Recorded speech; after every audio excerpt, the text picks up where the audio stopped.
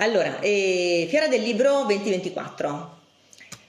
Abbiamo scelto, siamo alla nostra 24esima edizione, abbiamo scelto un personaggio importante, un personaggio conosciuto da adulti e bambini, che è Marco Polo. E il titolo di questa 24esima Fiera del Libro è proprio In viaggio con Marco Polo. Abbiamo 6 giorni di intense attività. Apriremo mercoledì 6 novembre, che è anche il giorno della Fiera Matta, per andare poi a chiudere quella che è la mostra dei libri, la vendita dei libri grazie alle librerie che hanno aderito a questa iniziativa mercoledì 13 novembre. Abbiamo diversi appuntamenti che coinvolgono diversi luoghi della città. L'esposizione dei libri viene fatta quest'anno all'Ex Macello, alla sala dell'Ex Macello, perché quale luogo migliore e simbolo della città se non la biblioteca per avviare i giovani, i bambini, i giovani e i ragazzi verso la lettura. Quindi abbiamo scelto di spostare all'Ex Macello quello che è l'esposizione delle librerie. Nella sala Eracle invece avremo degli spettacoli serali per dare proprio vita a questa settimana che noi chiamiamo la settimana della cultura, ed abbiamo diversi spettacoli che adesso vi leggo brevemente.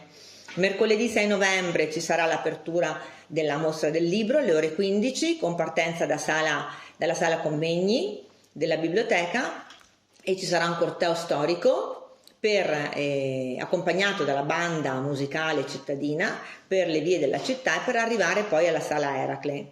Alla sala Eracle, grazie alla partecipazione delle agenzie di viaggio Tiepolo, Ufficio dei Viaggi e Tiepolo Viaggi, avremo un dialogo divertente ed interessante in cui andremo a capire quali sono state le tappe che Marco Polo ha affrontato nel suo lungo viaggio partendo da Venezia.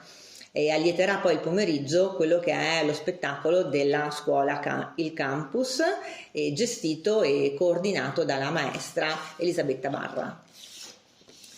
Giovedì 7 novembre avremo la sfida fra classi. Venerdì 8 novembre incontreremo Marco Polo, che è una serata dedicata ai bambini con altri balletti e una narratrice di eccellenza, la maestra Rosalba Capato, che racconterà a grandi e piccoli quello che è stato il viaggio effettuato da Marco Polo alla scoperta delle nuove terre.